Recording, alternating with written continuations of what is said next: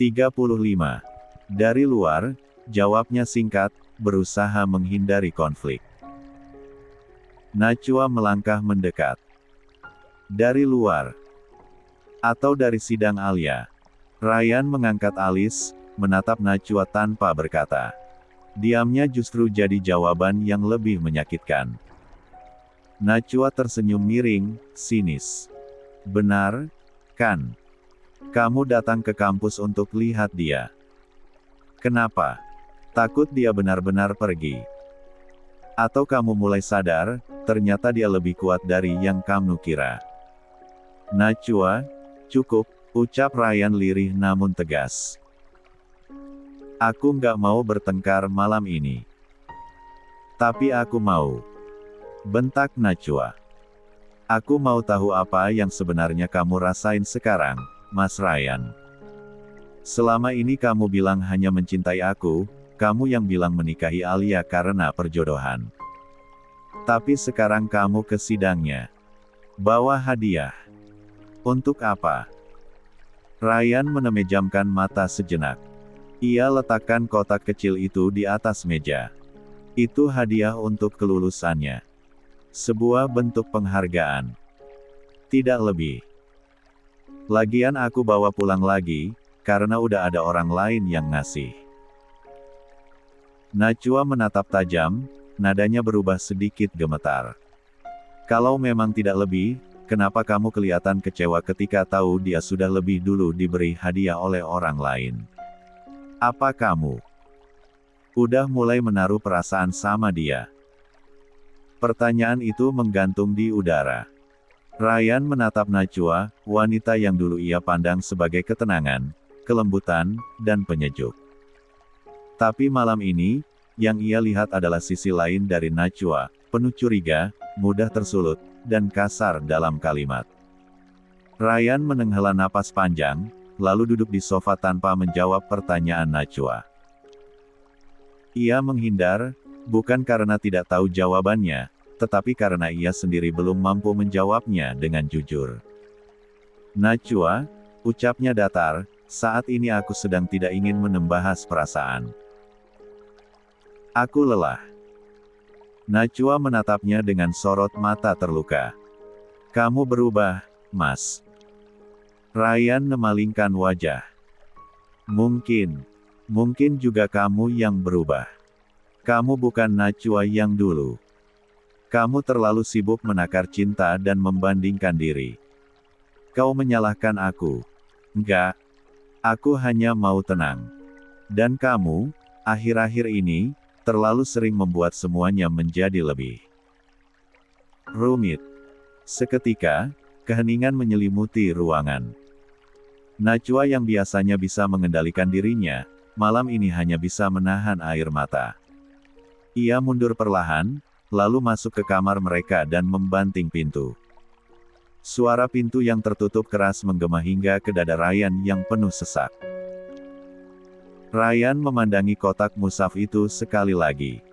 Tidak ada gunanya memberikannya sekarang. Terlambat. Seperti banyak hal lain dalam hidupnya yang ia sadari ketika semuanya sudah terlambat. Ia bersandar di sofa, menutup matanya sejenak. Dalam diam, bayangan Alia muncul.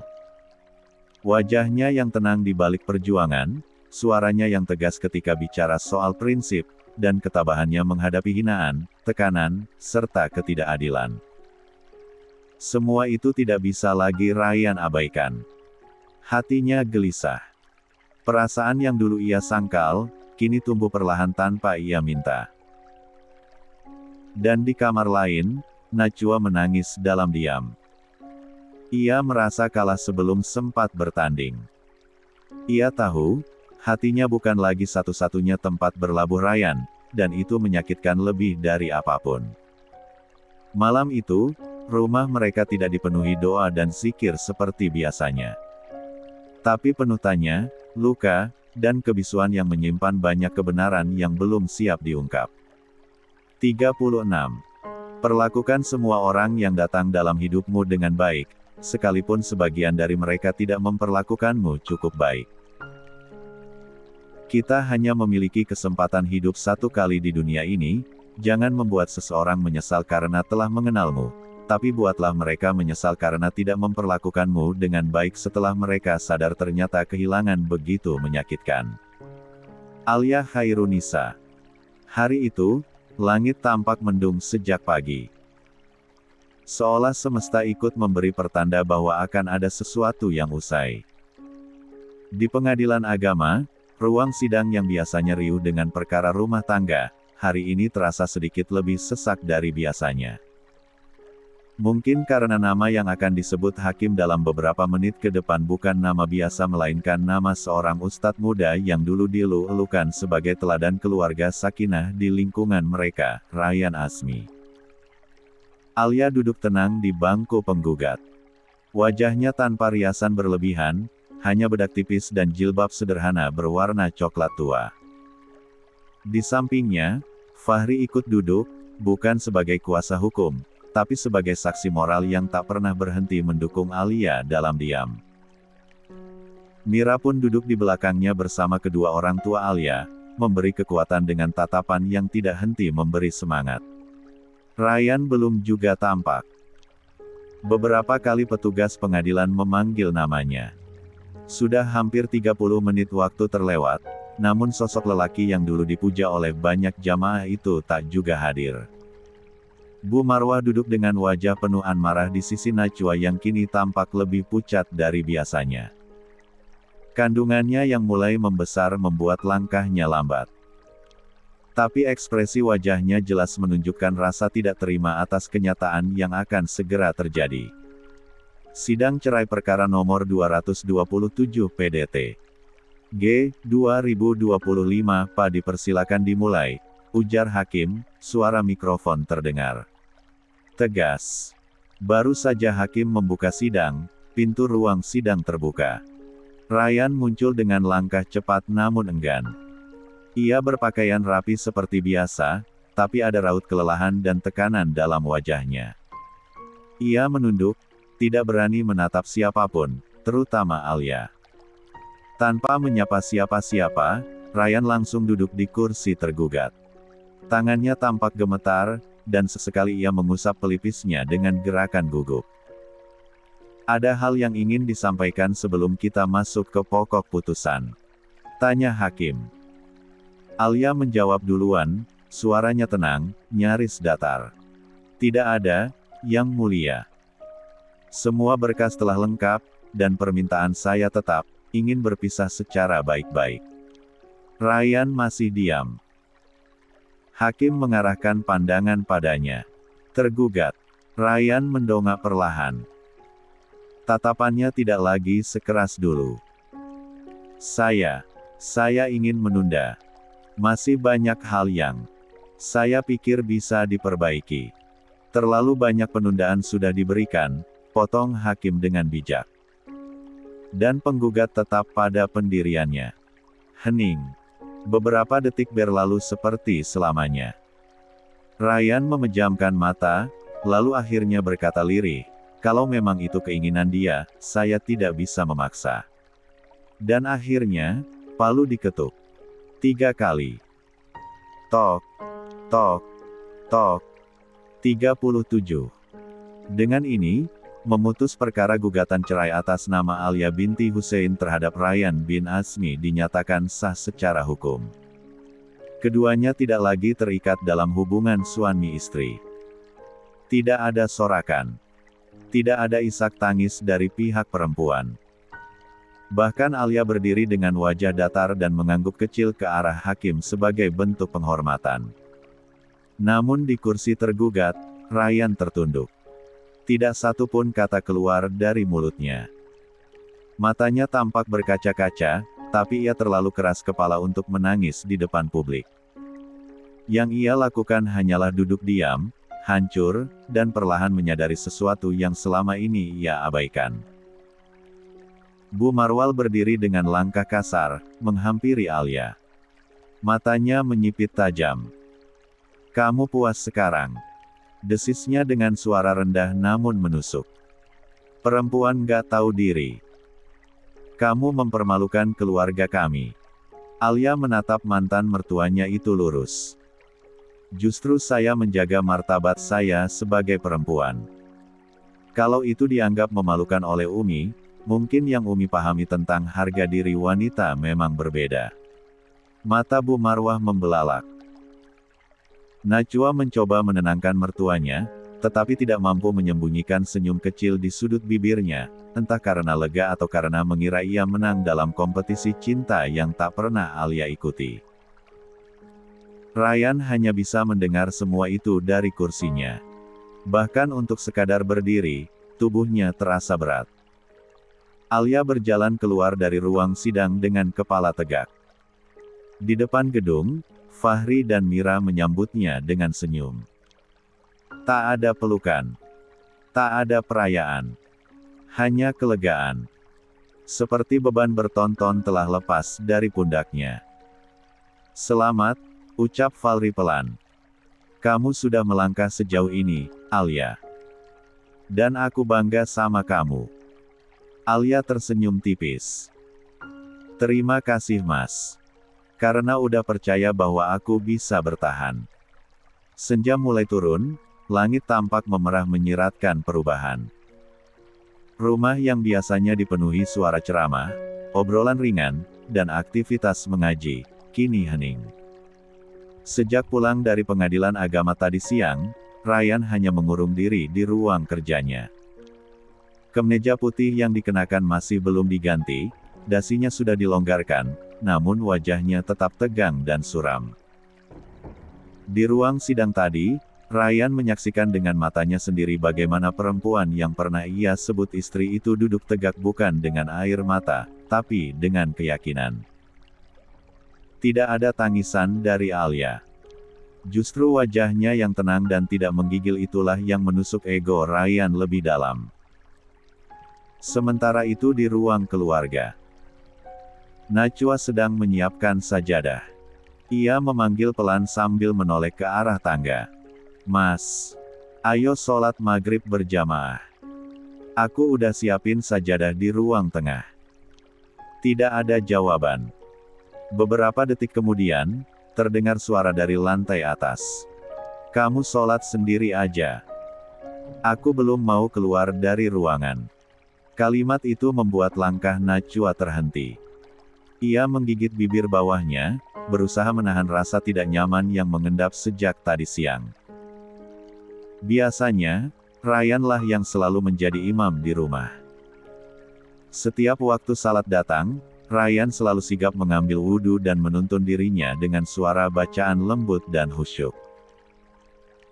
Namun kali ini, tidak. Najwa menaiki tangga perlahan, kemudian mengetuk pintu ruang kerja Ryan yang hanya tertutup. 38,5. Mas, aku tahu. Pasti hati kamu belum tenang. Tapi jangan begini. Aku kan istri kamu juga. Kita tetap bisa saling menguatkan. Ryan menatap Najwa sesaat, lalu kembali menunduk. Tangannya memutar-mutar tutup pena tanpa tujuan. Aku capek, Najwa. Aku pengen sendiri dulu malam ini. Najwa menutup pintu perlahan. Tapi ia tidak pergi. Ia berdiri mematung beberapa detik, lalu kembali membukanya dan masuk. Mas, aku nggak bodoh. Aku tahu. Kamu mulai mikirin Alia setelah semuanya terlambat. Ryan menenegakkan punggung, memandang Najwa dalam diam. Tapi Najwa tidak gentar, wajahnya menegang namun air matanya mulai menggenang. Kamu pernah bilang, dari dulu yang kamu cintai itu aku. Katanya, nikah sama Alia itu karena perjodohan aja. Tapi kenapa sekarang setelah cerai, kamu malah murung seperti kehilangan sesuatu yang sangat berharga? Ryan terdiam. Najwa maju selangkah. Kamu cinta sama dia. Setelah dia pergi, setelah dia nggak sudi lagi dipanggil istri Ustadz. Napas Ryan menjadi berat. Aku gak tahu, Najwa, suaranya pelan, hampir seperti bisikan. Gak tahu. Najwa mengulang, nada suaranya meninggi. Itu jawaban kamu. Setelah semua yang kita lewati, setelah aku yang bertahan, aku yang dimaki-maki orang karena status istri kedua, kamu malah bilang, gak tahu. Ryan berdiri, namun tidak berani menatap istrinya. Aku gak tahu apa yang aku rasain sekarang. Tapi, saat dia pergi dari ruang sidang tanpa menoleh sedikit pun, aku ngerasa seperti kehilangan sesuatu yang selama ini ternyata penting. Najwa menghela napas keras. Air matanya mulai jatuh. Jadi benar. Kamu nyesal kehilangan Alia? Ryan tidak menjawab. Kalau memang iya, bilang sekarang. Biar aku tahu apa aku harus siap jadi Alia yang selanjutnya. Siap diperlakukan dingin, siap dianggap cuma sekadar istri yang ada. Katakan, Mas. Namun yang terdengar hanyalah keheningan. Najwa mundur beberapa langkah, menyeka air matanya. Baik. Kalau kamu masih mengingat Alia, silakan. Tapi jangan pernah lupa, sekarang cuma aku satu-satunya istri kamu. Anak yang aku kandung juga anak kamu. Jangan sampai kamu kehilangan semuanya dua kali. Ia berbalik dan meninggalkan ruangan dengan langkah cepat, membanting pintu cukup keras. Ryan terduduk kembali di kursinya. Wajahnya ditekuk ke telapak tangan. Ada gelombang emosi yang tidak bisa ia pahami. La merasa seperti orang asing di hidupnya sendiri. Malam semakin larut, jarum jam di dinding menunjukkan pukul 22.45. Hujan turun tipis, membuat suasana rumah makin dingin dan sunyi. Di ruang kerjanya, Ryan menatap ponselnya yang sejak 2 jam lalu hanya menampilkan satu nama di layar, Alia. Sudah 5 kali Ryan membuka halaman kontak, menatap nomor Alia yang masih ia hafal luar kepala, lalu menutupnya kembali tanpa menelepon.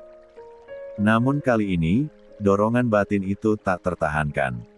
Entah karena sesak 39 yang makin menyesak, atau hanya karena rasa kehilangan yang perlahan berubah jadi penyesalan.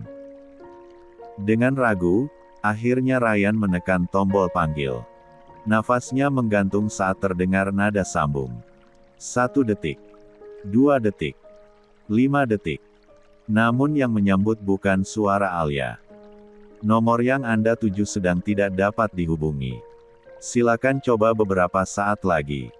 Ryan menutup ponsel perlahan. Tangannya mengepal, rahangnya mengencang. Kamu benar-benar pergi, ya Al. Ia bangkit dari kursinya dan berjalan ke jendela, menatap hujan yang jatuh pelan di pekarangan. Bayangan Alia, dengan perutnya yang membesar, wajahnya yang semakin teduh sejak memutuskan berpisah, masih berputar dalam kepala. Sementara itu, di rumah orang tua Alia. Alia sedang mengoleskan minyak ke perutnya yang mulai membuncit, ditemani oleh Mira yang kini sering datang ke rumah. Suara tawa kecil mereka terdengar dari kamar, membuat suasana rumah terasa hangat. Al, kamu yakin? Nggak nyesel? Tanya Mira tiba-tiba. Alia menoleh. Nyesel? Ya, cerai dari suami kamu. Maksud aku, meskipun dulu dia nyakitin kamu, tapi Ustadz Ryan kayaknya mulai sadar kalau kamu berharga. Aku lihat dari tatapannya di sidang kemarin. Alia terdiam sejenak. Ia menarik napas pelan, lalu menjawab sambil menatap langit-langit kamar. Rasa cinta itu bisa tumbuh kapan aja Mir. Tapi kalau rasa hormat udah mati, gak akan bisa hidup lagi. Aku bukan ninggalin dia karena gak cinta. Tapi karena aku harus cinta diri sendiri dulu. Keesokan harinya, Ryan terlihat lesu saat mengisi kajian di salah satu masjid. Tidak seperti biasanya, jamaah yang hadir tidak banyak. Beberapa bahkan hanya datang karena penasaran dengan isu yang sedang ramai, perceraian Ustadz Ryan dan Alia. Usai ceramah, seorang ibu mendekat dengan nada sinis. Ustadz, sekarang ngajarin rumah tangga lagi. Katanya istri solehah harus nurut sama suami, sabar, gak banyak nuntut. Tapi kenapa istri Ustadz malah sampai minta cerai? Ryan menunduk. Ia tidak membalas, hanya menyunggingkan senyum getir. Hari-hari Alia setelah resmi menjadi janda terasa seperti tarik ulur antara tenang dan sesak. Di satu sisi, ia merasa bebas dari tekanan rumah tangga yang selama ini membuatnya kehilangan jati diri. Di sisi lain, ia sadar bahwa kini ia harus menjalani sisa kehamilannya sendirian, meskipun dikelilingi oleh orang tua dan sahabat yang peduli. Namun yang paling mengejutkan adalah kehadiran seseorang yang selama ini tidak ia duga akan menjadi bagian dari kesehariannya, Fahri. Beberapa hari setelah sidang perceraian, 40, Fahri datang ke rumah Alia untuk sekadar mengantarkan buku-buku yang diperlukan wanita itu. Awalnya ia ragu. Tapi sapaan hangat dari Pak Hussein, ayah Alia, membuatnya lebih nyaman. Silakan duduk, Nak Fahri. Alia di belakang, mungkin sebentar lagi keluar, ujar Pak Hussein. Tidak lama, Alia muncul mengenakan gamis sederhana warna krem, wajahnya terlihat lebih segar dibanding minggu-minggu sebelumnya. Perutnya mulai terlihat menonjol, usia kandungan yang menginjak 6 bulan membuat langkahnya lebih pelan, tapi tetap anggun. Mas Fahri. Makasih bukunya. Alia duduk tidak jauh darinya, menjaga jarak, tapi tak dingin. Fahri hanya tersenyum. Sama-sama. Aku gak cuma bawain buku. Aku juga bawain cemilan bayi dari ibu aku. Dia titip buat kamu. Alia tertawa kecil. Mas Fahri ini. Aku belum tentu cocok, loh. Kalau gak cocok di perut, semoga cocok di hati, celetuk Fahri pelan, nyaris seperti gumaman. Alia sempat terdiam. Tapi senyumnya tidak memudar. Ia memilih tidak menanggapi kalimat itu dan malah membuka satu bungkus biskuit di tangannya. Momen-momen seperti itu mulai sering terjadi. Bukan karena Alia membuka pintu selebar-lebarnya, tapi karena Fahri selalu tahu batas.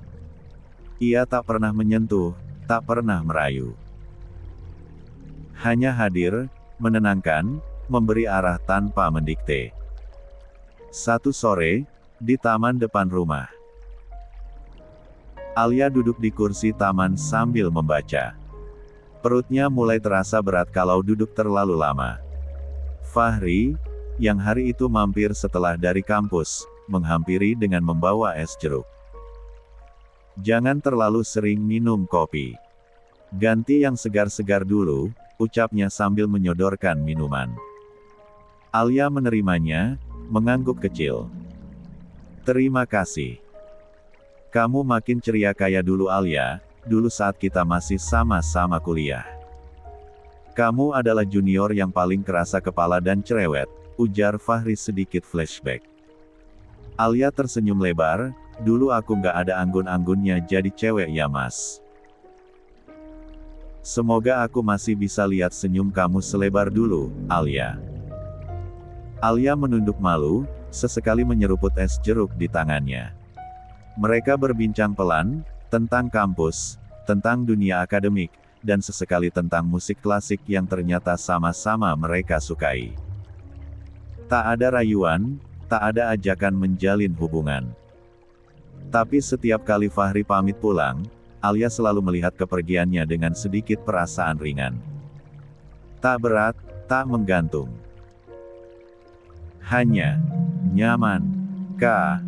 Di sisi lain, Najwa memperhatikan perubahan sikap Ryan yang makin menjauh. Lagi dan lagi, Ryan menjadi lebih pendiam. Jarang menyentuh Najwa malamnya, dan lebih sering menghabiskan waktu di masjid atau sendirian di ruang kerja. Satu malam, Najwa membuka ponsel Ryan saat suaminya tertidur. Setelah melihat histori pencarian media sosial, nama Alia muncul berkali-kali. Wajah Najwa mengeras. Keterlaluan kamu Mas Ryan. Kamu masih aja nyari dia. Padahal dia udah lepas. Dan aku yang masih di sini sekarang. 41. Beberapa detik kemudian Ryan membalik tubuhnya dan melihat Najwa sedang memegangi ponselnya. Kamu ngapain? Tanya Ryan langsung merebut ponselnya. Rupanya kamu masih sering ya cari tahu soal wanita itu. Yang sekarang satu-satunya istri kamu itu adalah aku, Mas. Aku sedang mengandung anak kita, harusnya kamu lebih perhatian sama aku. Kamu udah mulai jarang sentuh aku, padahal dulu kamu setiap malam minta jatah, tapi sekarang aku diabaikan, keluh Najwa. Ryan menghela nafasnya, mencoba menenangkan Najwa yang tampak kalut. Sayang, aku nggak sentuh kamu bukan karena apa-apa. Tapi karena kamu sedang mengandung 5 bulan. Aku pikir itu terlalu beresiko. Jangan suzon dan kita nggak perlu bertengkar terus begini. Kalau kamu mau, malam-malam selanjutnya kita bisa lakukan hubungan itu. Udah ya, kata Ryan seraya mengusap pucuk kepala Najwa. 42. Sudah hampir 2 minggu nama Umi Marwah tidak lagi disebut-sebut di majelis ibu-ibu masjid besar tempat ia biasa mengisi pengajian mingguan. Bahkan selebaran kegiatan bulanan pun tak lagi mencantumkan namanya. Begitu juga dengan Najwa, sang menantu kesayangan, yang biasanya dipuja karena suaranya yang lembut dan ilmu agamanya yang fasih, kini justru jadi bahan bisik-bisik ibu-ibu pengajian. Umi pandai berceramah tentang rumah tangga sakinah, bisik seorang ibu. Tapi malah ikut campur rumah tangga anak sampai menantu pertamanya bercerai. Bu Marwah tidak bisa menahan diri. Ia kesal, geram, dan semakin sakit hati. Ia merasa dirinya benar. Merasa tidak ada yang salah dari membela menantu yang lebih ia sukai.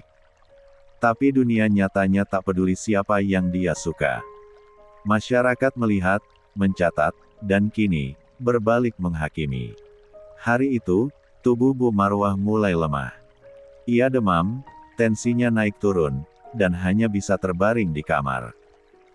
Najwa sibuk dengan kehamilannya yang makin besar, dan Ryan pun lebih banyak diam, bahkan nyaris tidak bicara apa-apa pada ibunya sejak sidang perceraian. Ketika kabar sakitnya terdengar oleh seorang tetangga dekat rumah, tanpa disangka, kabar itu justru sampai ke telinga Alia. Meskipun sempat terdiam mendengarnya, Alia, dengan perutnya yang mulai membuncit dan langkah hati-hati, datang juga. Bukan sendiri. Lah ditemani Mira, sahabatnya yang sudah seperti pelindung pribadi. Mereka datang saat sore menjelang maghrib, ketika rumah Ryan agak sepi karena Najwa sedang tidur siang, dan Pak Asmi belum pulang dari masjid. Ketika Alia masuk ke kamar, ia menyapa pelan. Assalamualaikum, Umi. Bu Marwah membuka mata. Wajahnya sedikit pucat, tapi matanya tetap tajam. Ia menatap Alia dari kepala sampai kaki. Tumben kamu datang. Sudah telat. Sekarang bukan bagianmu lagi di rumah ini, ucapnya sinis. Alia hanya menunduk. Mira yang berdiri di belakangnya mengepalkan tangan. Tapi Alia menahan. Aku cuma mau menjenguk, Umi. Aku dengar Umi kurang sehat.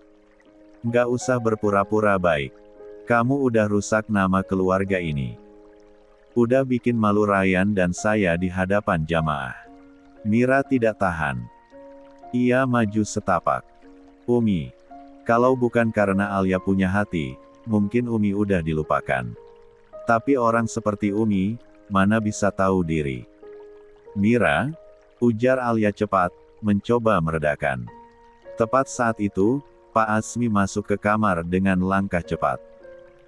Wajahnya lelah, tapi ekspresinya langsung berubah melihat suasana panas di kamar istrinya. Marwah, kamu lagi sakit tapi mulutmu tetap tajam. Apa susahnya bilang terima kasih sama orang yang masih peduli? Abi, kenapa malah bela dia sekarang? Sekarang Alia bukan lagi menantu kita. Aku tidak membela siapa-siapa. Tapi aku malu, Marwah. Malu punya istri yang bahkan dalam sakit pun masih memandang benci pada perempuan yang dulu sabar menanggung sikap anak kita dan uminya. Bu Marwah tercekat. 43. Alia segera pamit. Saya permisi, Abi. Mira ikut berjalan keluar sambil mendengus, sakit tapi masih sombong. Harusnya sakitnya di hati sekalian. Di depan rumah, saat hendak membuka pagar, Ryan muncul dari arah ruang kerja. Ia memanggil pelan. Alia. Alia menoleh.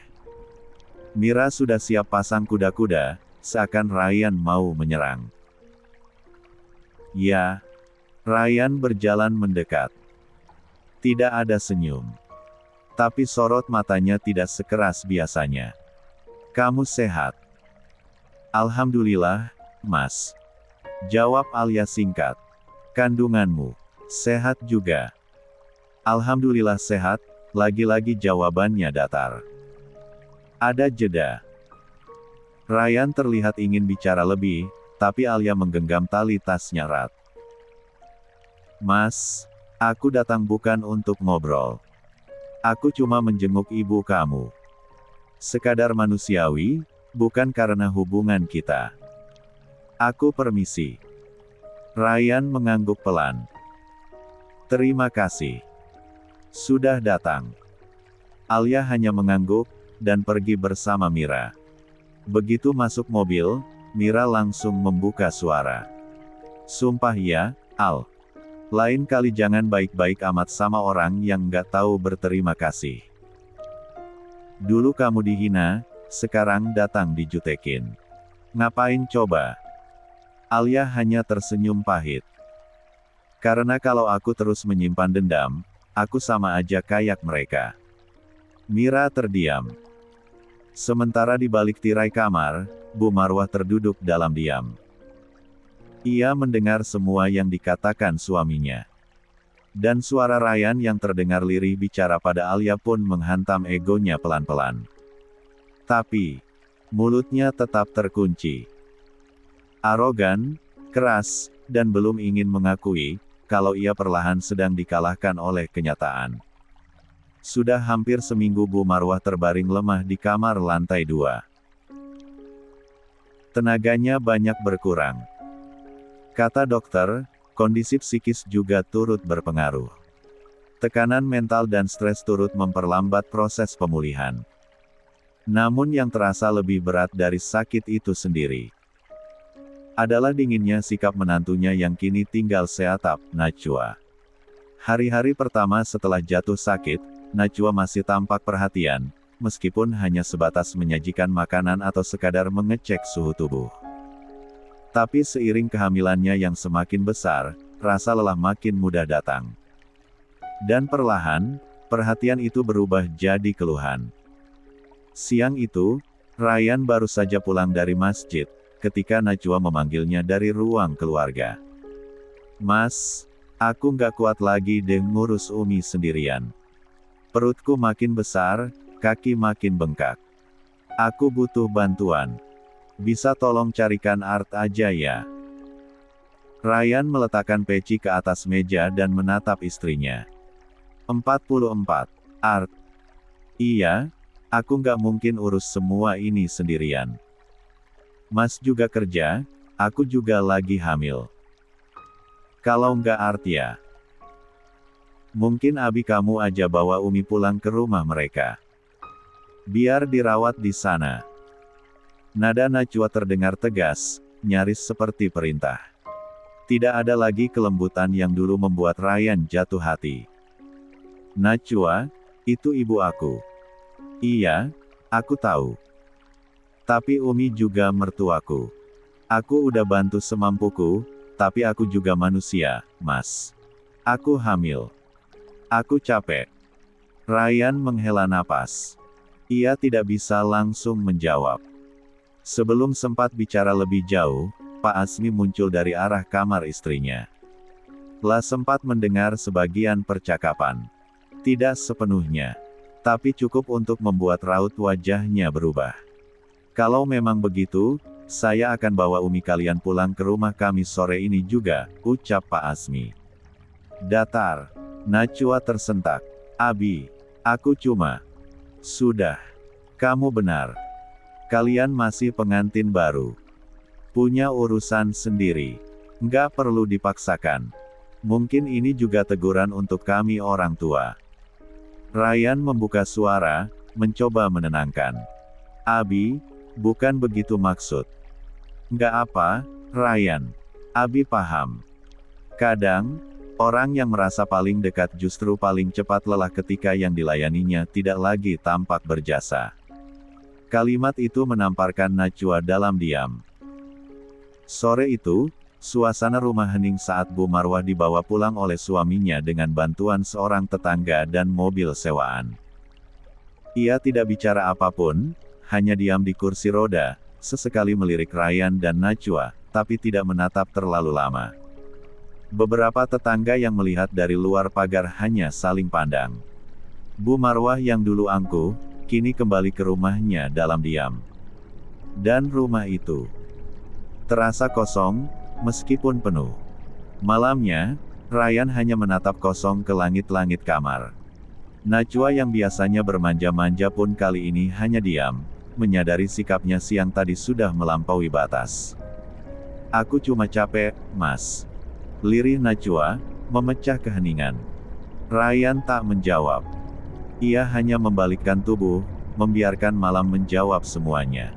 Pagi itu, langit cerah. Hembusan angin musim pancaroba menyejukkan udara kota yang biasanya lembab dan menyengat. Alia menurunkan masker dari wajahnya, menikmati aroma pagi yang segar saat keluar dari mobil yang dikemudikan Mira. Yuk buruan, ibu hamil. Hari ini kita borong kebutuhanmu sekalian cemilan buat si calon bayi, ujar Mira dengan nada riang, sembari merangkul sahabatnya menuju pintu masuk supermarket besar yang terletak di sudut kota.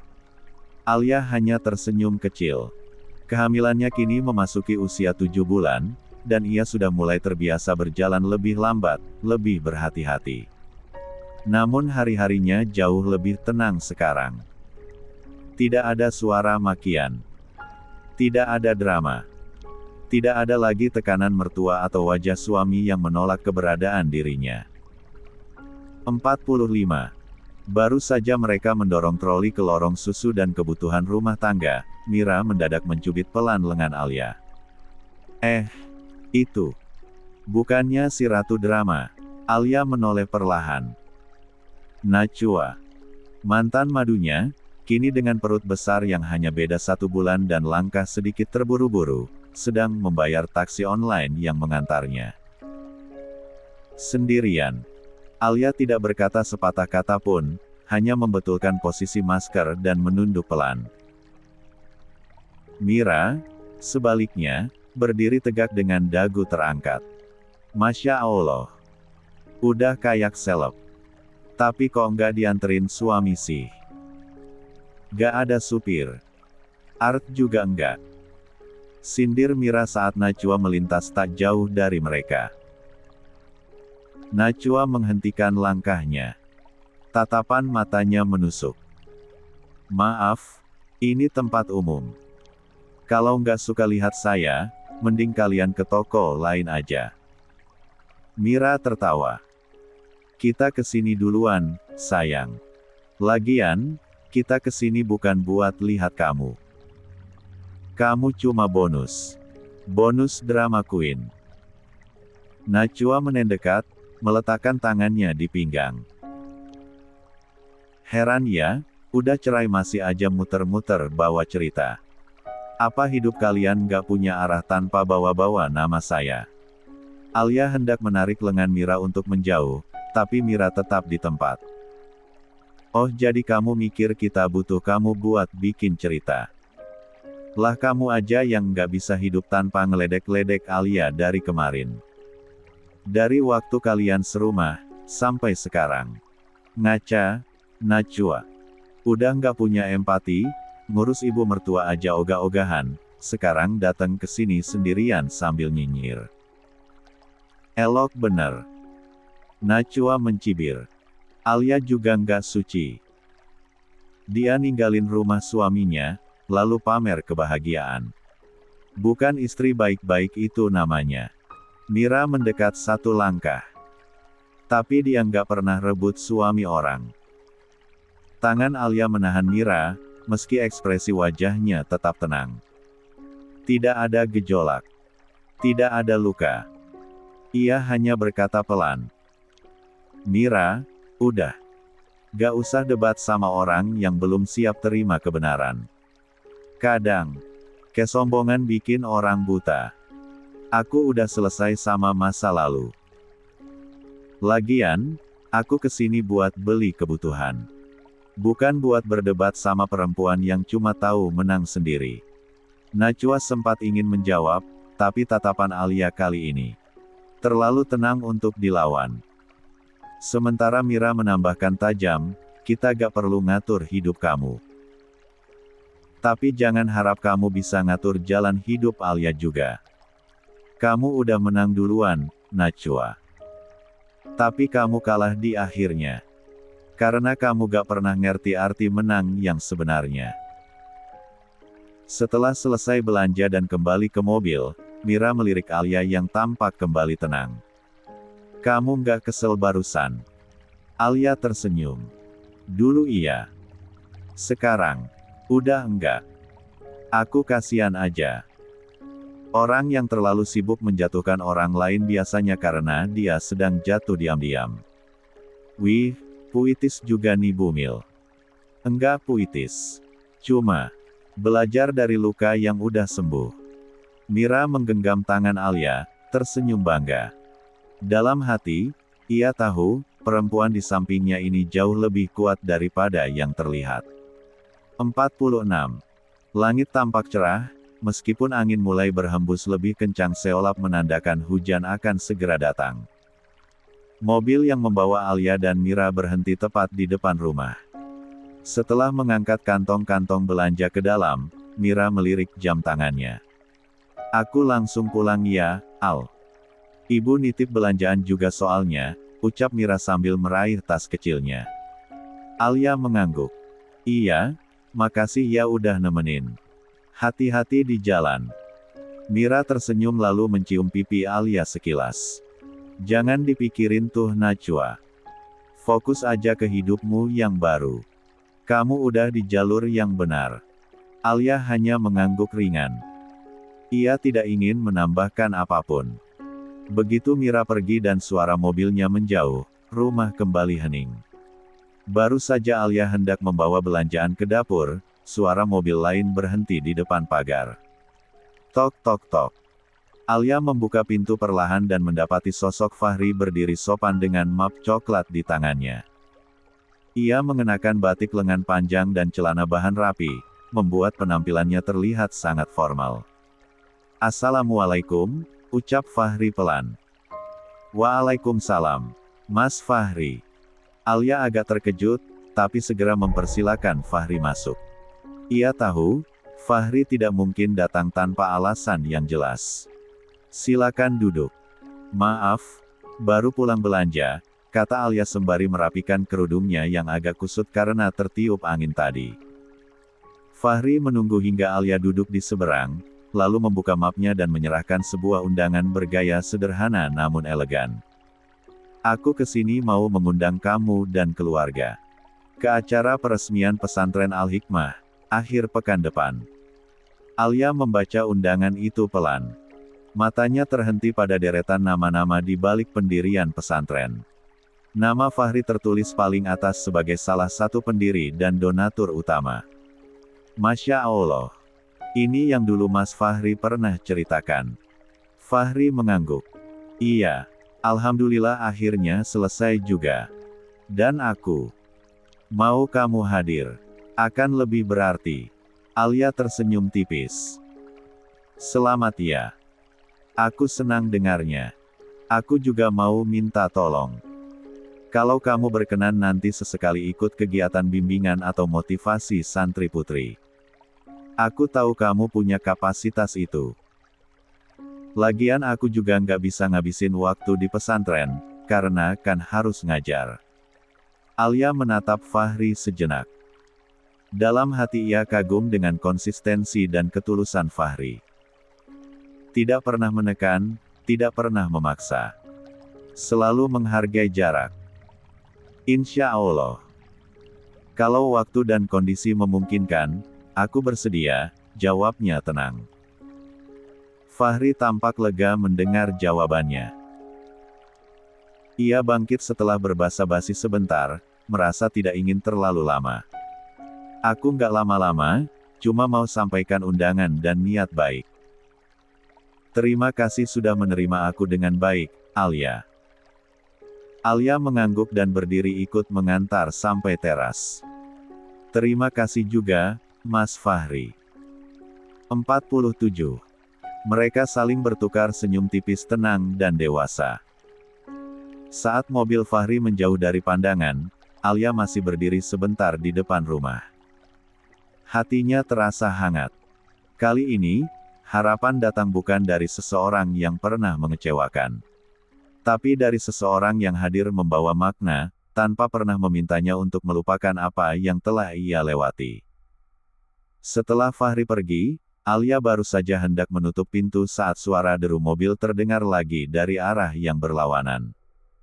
Mobil milik kedua orang tuanya perlahan masuk ke halaman rumah.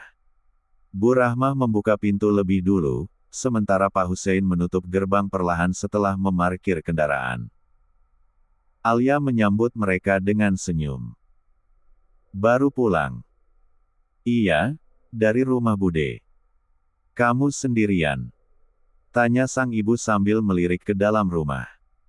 Alia mengangguk. Mira tadi nganterin belanja, terus pulang. Baru aja Mas Fahri mampir. Ibu dan bapak saling menatap singkat, seolah menyambung satu pemahaman yang sama. Tadi, mereka memang berpapasan dengan Fahri di jalan kecil tak jauh dari rumah. Meski hanya sekilas, keduanya tahu, sosok yang mereka temui itu bukan orang sembarangan dalam hidup putri mereka belakangan ini. Oh ya. Ada perlu apa? Tanya Pak Hussein sambil melepaskan pecinya. Alia menunjukkan undangan yang masih dipegangnya. Mas Fahri ngasih undangan. Minggu depan ada peresmian pesantren. Beliau salah satu donaturnya. Ibunya mengambil undangan itu dan membaca perlahan. Lalu menatap Alia dengan lembut. Bagus. Acaranya dekat dari sini. Kalau kamu kuat, kita datang bareng, ya. Alia hanya mengangguk pelan. Ia tidak ingin berpikir jauh malam itu. Tapi kedua orang tuanya, tanpa sepatah kata pun yang terlalu gamblang, sudah mulai menimbang-nimbang dalam hati. Di kamar, setelah Alia beristirahat, ibu duduk di ruang tengah sambil menyeduh teh hangat. Bapak menyusul duduk di sampingnya. Pak, bisik ibu lirih. Kalau nanti masa idah Alia selesai, lalu dia melahirkan, kamu nggak keberatan kalau Fahri itu jadi bagian dari keluarga kita? Bapak menyandarkan tubuh, lalu menghela napas. Aku udah lama memperhatikan cara Fahri memperlakukan anak kita. Nggak banyak bicara, tapi nyata bantuannya.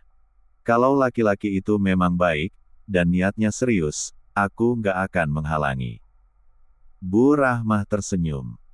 Doain aja semoga Alia juga bisa membuka hati. Dia terlalu sering disakiti.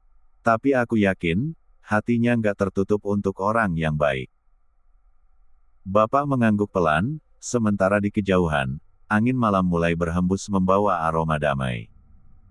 Di kamar, Alia meringkuk dengan tenang, tidak tahu bahwa malam itu, dua orang yang paling menyayanginya diam-diam sedang mendoakan jalannya menuju hidup yang lebih layak penuh cinta, bukan luka. 48. Minggu pagi itu cuaca tampak cerah. Di halaman rumah, Alia tampak anggun dengan balutan gamis berwarna hijau lembut, jilbab pasmina senada, dan sepatu datar berwarna netral. Meski perutnya yang membuncit menandakan usia kandungannya sudah mendekati akhir trimester, wajahnya tetap segar dan penuh ketenangan. Ibu menyelipkan bros kecil di bagian bahu kerudung Alia sambil tersenyum. Cantik banget anak ibu hari ini. Alia hanya tersenyum kecil sambil menatap cermin. Nggak terlalu berlebihan, kan, Bu? Pas. Kamu tampil sopan, anggun, dan tetap terlihat berwibawa. Bapak yang sudah siap dengan batik lengan panjang dan peci hitamnya, memanggil dari depan. Yuk, kita berangkat. Nanti macet di jalan. Setibanya di kompleks pesantren baru yang megah, suasana meriah sudah terasa. Spanduk besar bertuliskan peresmian pesantren Al-Hikmah membentang di depan gerbang. Di dalam, para undangan sudah mulai memenuhi area aula dan halaman pesantren. Beberapa tenda putih berdiri rapi, tempat duduk sudah tertata. Begitu masuk, Alia dan orang tuanya disambut hangat oleh panitia, lalu diarahkan ke barisan depan. Tak lama, dari sisi kanan, muncul Fahri tampak rapi dengan setelan koko putih dan celana bahan hitam. Ia menghampiri keluarga Alia dengan senyum lebar. Assalamualaikum.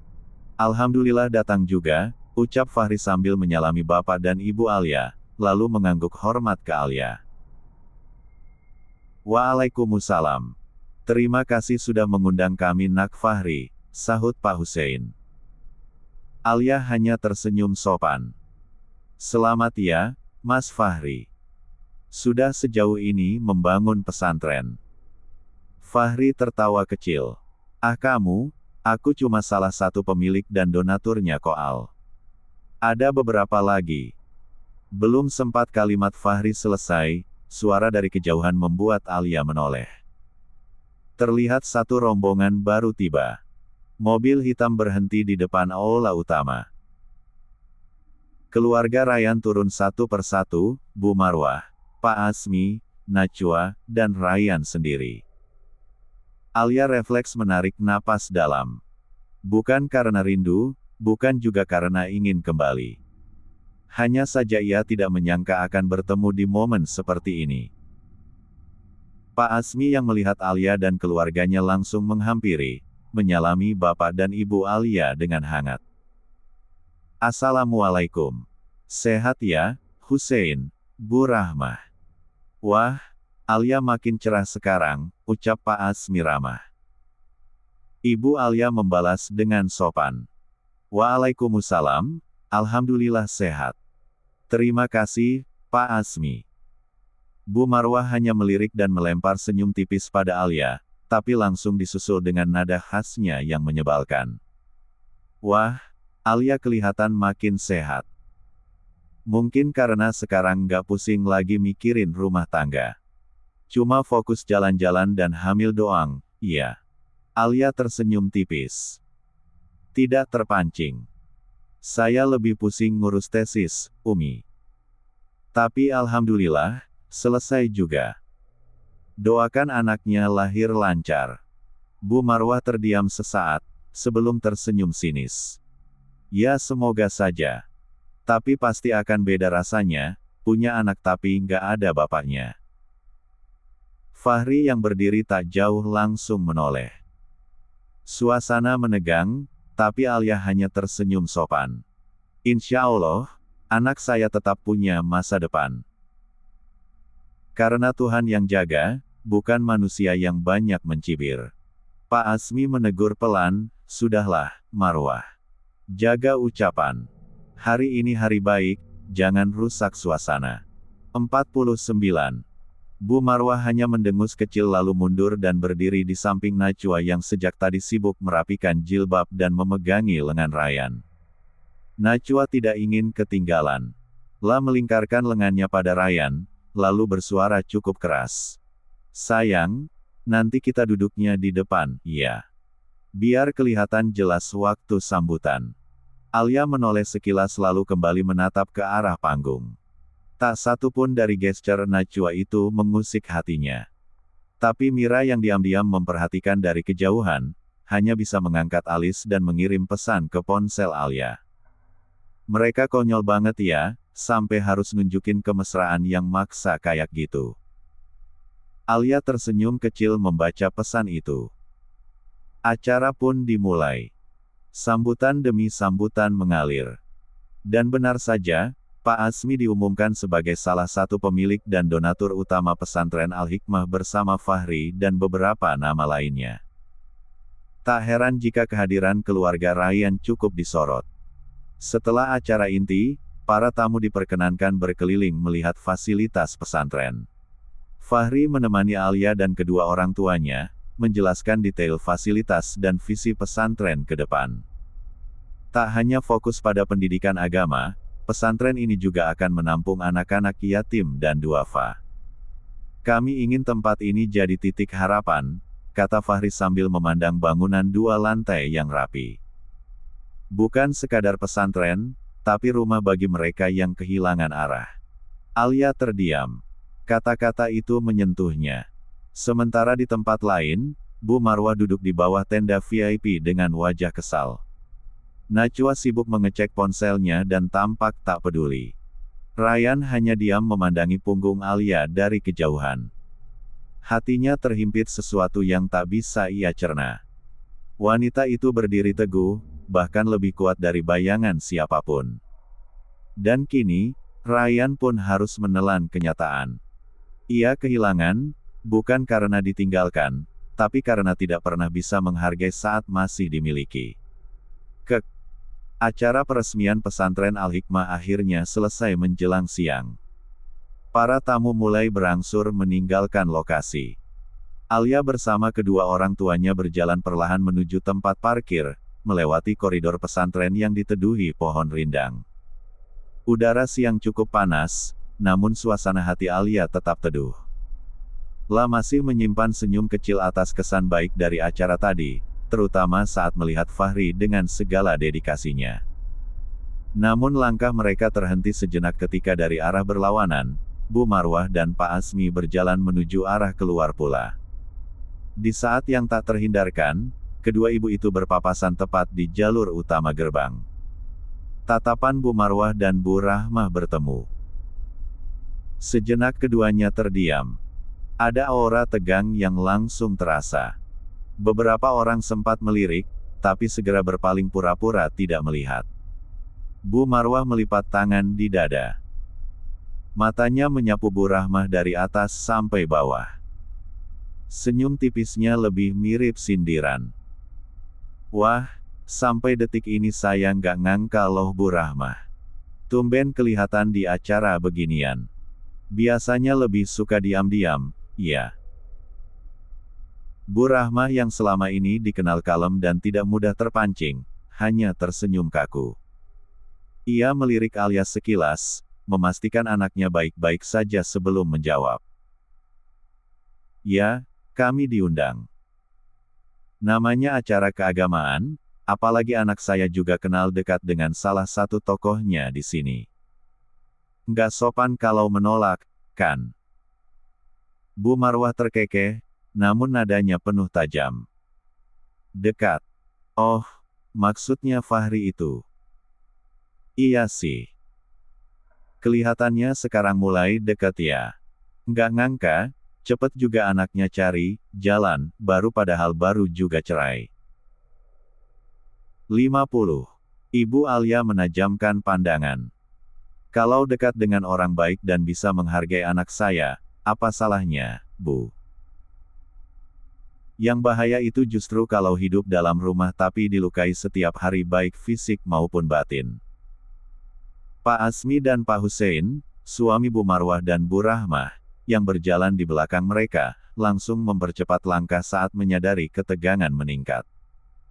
Sudahlah, Umi, ujar Pak Azmi, menyentuh lengan istrinya pelan.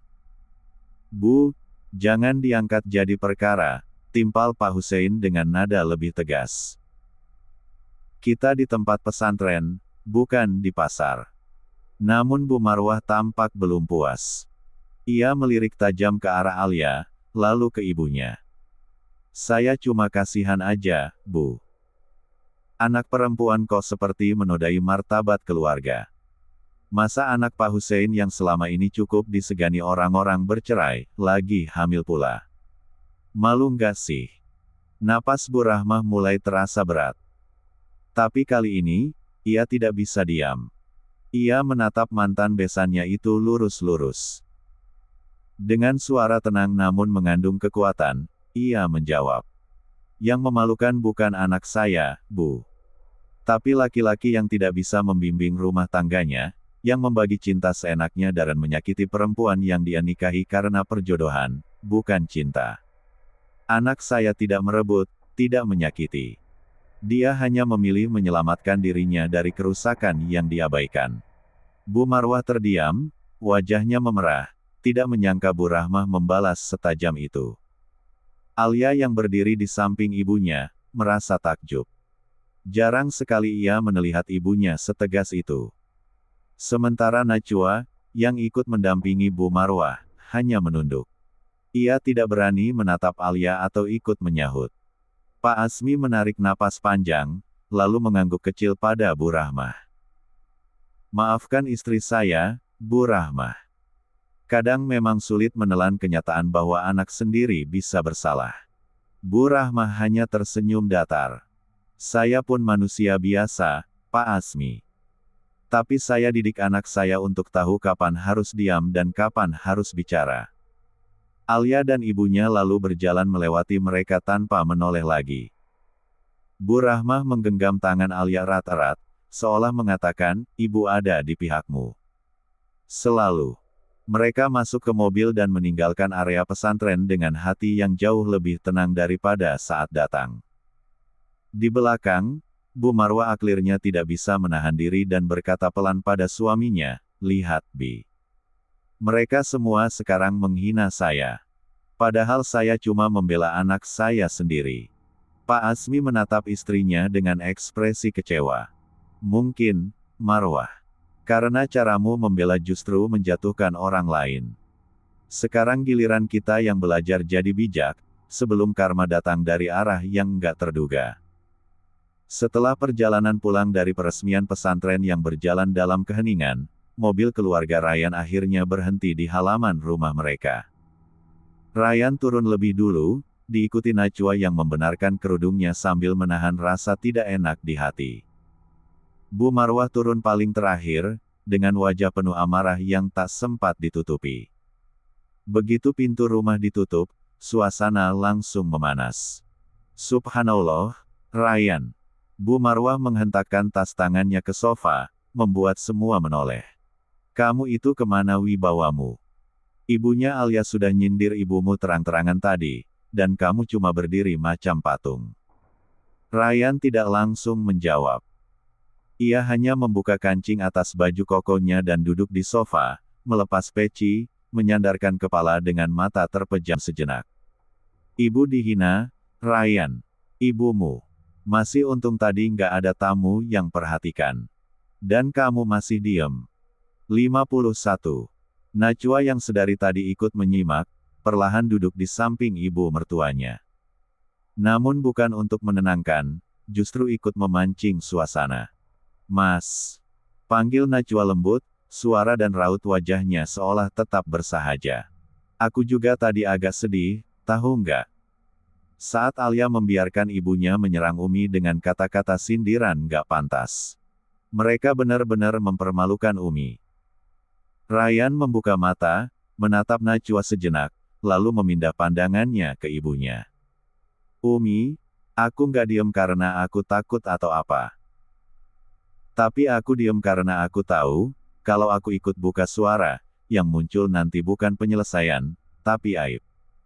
Bu Rahmah memang nyindir, iya, tapi semua itu nggak keluar dari langit, Bu. Ada sebabnya. Bu Marwah mendengus, mendekati Ryan dengan tangan di pinggang. Jadi kamu bela mereka sekarang. Setelah semua yang dilakukan Alia ke kamu, ke keluarga ini.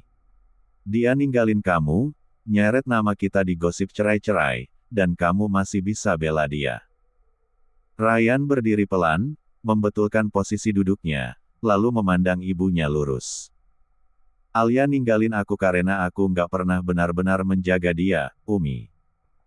Aku terlalu sibuk ngebela cinta masa lalu aku, Najwa dan lupa kalau ada istri sah aku yang sedang terluka tiap hari. Jadi kalau aku diem tadi, bukan karena aku lembek, tapi karena aku sadar, aku memang bersalah. Suasana sontak membeku. Bu Marwah tampak ingin membantah, tapi kata-kata tak kunjung keluar. Najwa menggigit bibirnya. Ia tak menyangka Ryan akan berbicara sejujur itu, dan bahkan mengakui kesalahan di depan mereka. Namun meskipun begitu, Najwa tetap menanggapi dengan nada lemah lembut yang sudah menjadi gayanya. Mas, kalau kamu masih mikirin Alia, bilang aja. Aku tidak akan marah, tapi aku juga perlu tahu batasan posisiku. Ryan menatap Najwa, kali ini agak dalam. Aku bukan memikirkan Alia untuk kembali, Najwa. Tapi aku juga bukan orang yang bisa berpura-pura semua baik-baik saja setelah menyakiti orang. Dan sekarang, aku cuma berusaha memperbaiki apa yang bisa aku perbaiki, bukan karena cinta, tapi karena tanggung jawab. Najwa hanya menunduk, wajahnya tampak pahit, meskipun bibirnya masih tersenyum tipis. Sementara itu, Bu Marwah berbalik dan masuk ke kamarnya, membanting pintu dengan cukup keras. Pak Asmi yang sedari tadi hanya duduk membaca koran di teras depan, masuk pelan dan menatap Ryan yang kini berdiri sendiri di ruang tengah. Kadang, diam memang bukan tanda lemah, Ryan, ujar ayahnya pelan. Tapi tahu kapan bicara dan kapan mengalah, itulah kekuatan. Ryan hanya mengangguk kecil. Ia menyandarkan diri kembali ke sandaran sofa, menatap kosong ke arah pintu rumah yang tadi menerka masuki. Kini ia benar-benar merasa, rumah ini bukan lagi tempat yang terasa hangat. Keputusannya dulu yang ia pikir penuh cinta, ternyata hanya menjeratnya ke dalam rumah tangga yang rapuh dan saling menjatuhkan. Di kamar masing-masing, Najwa menangis diam-diam. Ia tak siap menghadapi versi Ryan yang seperti ini, tenang, dewasa, namun tidak lagi tergenggam penuh oleh hatinya. Langkah kaki Ryan menyusuri koridor rumah yang sunyi menuju kamar mereka. Pintu kamar dibiarkan sedikit terbuka, dan dari celahnya, cahaya redup dari lampu meja tidur menerangi sebagian tubuh Najwa yang meringkuk membelakangi pintu. Ryan menarik napas panjang sebelum masuk. Suara pintu ditutup perlahan. Di dalam, aroma bunga melati dari diffuser menguar samar. Tapi malam ini tidak ada keharuman yang cukup kuat untuk menghapus aroma beban di dadanya. 52. La mendekati ranjang, duduk perlahan di tepinya. Najwa, yang masih dalam posisi menyembunyikan wajah di balik bantal, tubuhnya tampak bergetar pelan menangis. Najwa. Panggil Ryan lembut, suara yang dulu begitu sering Najwa rindukan, kini terdengar jauh lebih pelan dan berat. Tidak ada sahutan. Hanya helaan napas terseduh yang samar-samar terdengar. Ryan meletakkan tangannya perlahan di punggung Najwa, mengusap pelan dengan niat menenangkan. Tapi hatinya terasa hampa. Ada sesuatu dalam dirinya yang terasa tidak utuh. Maaf, ucapnya lirih. Kalau sikap aku akhir-akhir ini membuat kamu merasa nggak nyaman. Najwa tetap tak bicara. Namun setelah beberapa detik, ia membalikkan tubuhnya perlahan, menatap Ryan dengan mata bengkak dan air mata yang belum kering di pipi. Aku cuma pengen tanya satu hal aja, Mas, suaranya kecil, nyaris seperti bisikan. Nanti kalau anak kita lahir, siapa yang akan lebih kamu sayang? Ryan mengerjap pelan, kaget dengan pertanyaan yang begitu sederhana tapi menyimpan 1000 makna. Ia tidak langsung menjawab. Najwa menarik napas, lalu melanjutkan dengan suara serak, aku tahu. Kamu mungkin ngerasa bersalah ke Alia. Tapi nanti, kalau anaknya lahir bareng anakku, anak mana yang bakal jadi yang paling kamu perhatiin, Mas Ryan? Ryan menunduk. Hatinya seketika seperti ditusuk. Ia sadar, pertanyaan Najwa bukan hanya tentang anak, tapi tentang perasaan. Tentang ketakutan menjadi istri yang tidak lagi satu-satunya di hati. Dan yang lebih menyakitkan bagi Ryan adalah, ia tidak bisa menjawab dengan jujur tanpa melukai. Aku nggak tahu, wah, jawabnya akhirnya, pelan dan jujur. Aku belum tahu. Aku tahu, itu nggak adil. Tapi sekarang, Aku juga lagi bingung sama perasaanku sendiri. Najwa mengerutkan kening. Maksudnya, Ryan menatap matanya langsung. Akhir-akhir ini, yang sering muncul di kepala aku itu Alia. Bukan karena aku pengen balikan, atau karena aku udah cinta dia. Tapi karena dia terus muncul diingetin lewat banyak hal. Lewat caranya sabar. Lewat caranya ninggalin aku, bukan karena benci, tapi karena sadar bahwa dia nggak dihargai. Najwa menggigit bibirnya. Matanya kembali berkaca-kaca. Ryan buru-buru menambahkan, tapi bukan berarti aku nggak sayang kamu. Kamu tahu sendiri, sejak dulu aku selalu pengen sama kamu. Cuma, sekarang semua jadi rumit. Dan aku lagi belajar nerima semuanya. Najwa menarik selimut, menyelimuti tubuhnya hingga ke dada. Kalau gitu, kenapa kamu tetap nikahin aku, Mas? Kenapa nggak kamu kejar Alia aja dari sampai kami bisa cinta sama dia? Kenapa aku yang harus jadi istri kedua, kalau ternyata kamu belum selesai dengan dia? Ryan terdiam. Kata-kata Najwa terlalu jujur, dan ia tidak punya pembelaan. Aku, waktu itu ngerasa bisa bagi hati. Tapi ternyata enggak sesederhana itu. Najwa menunduk, air matanya jatuh lagi. Aku ini cuma cadangan, iya. Ryan memejamkan mata. Enggak. Kamu bukan cadangan.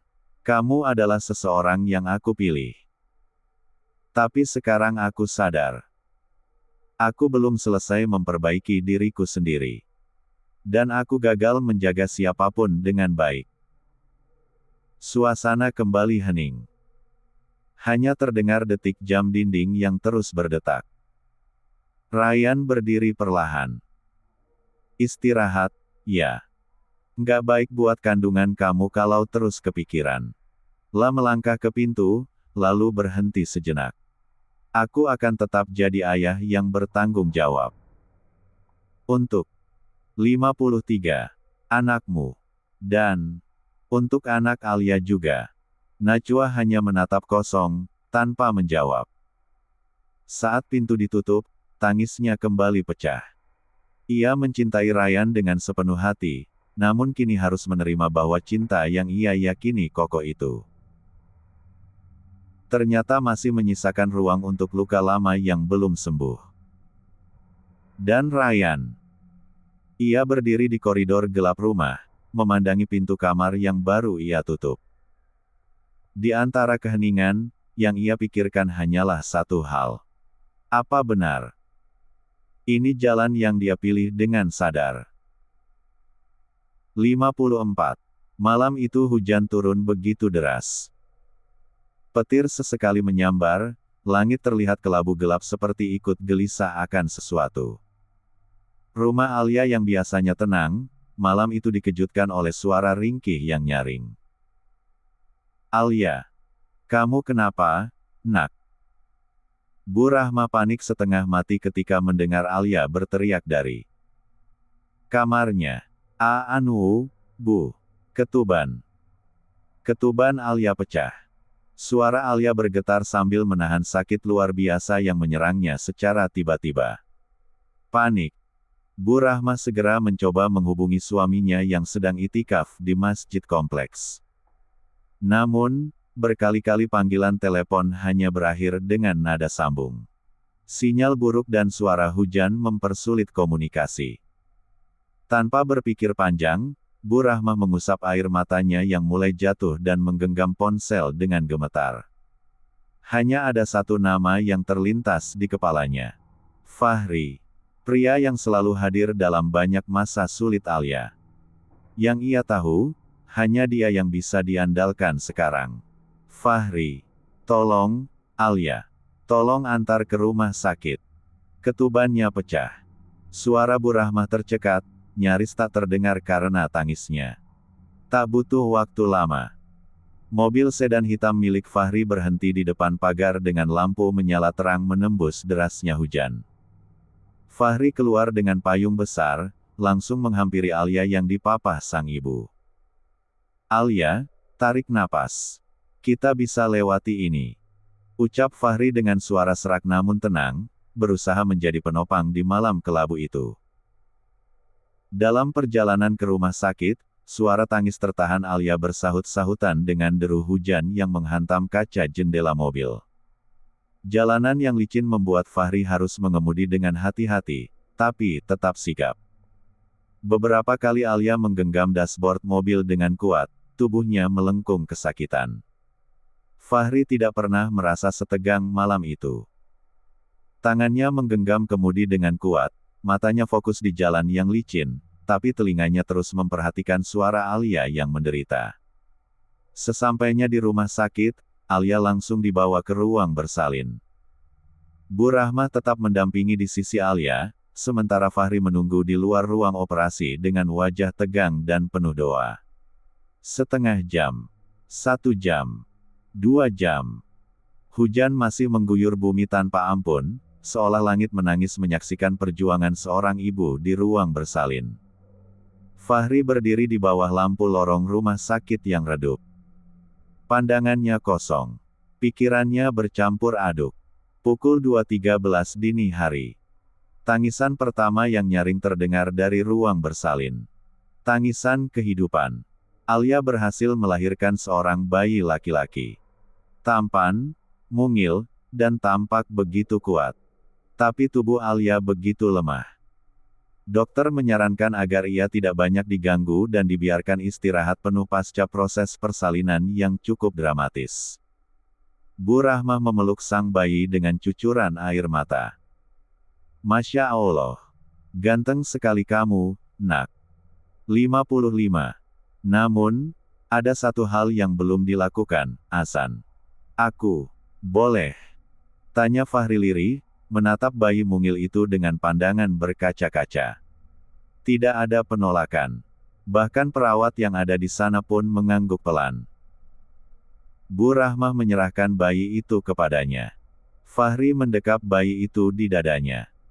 Tangannya bergetar saat ia mengangkat wajah mungil itu ke arah kanan, lalu ke kiri, mengumandangkan azan dengan pelan, lembut, namun dalam nada suara yang penuh perasaan. Allahu Akbar, Allahu Akbar. Tangisnya tak tertahan di kalimat ketiga. Matanya basah.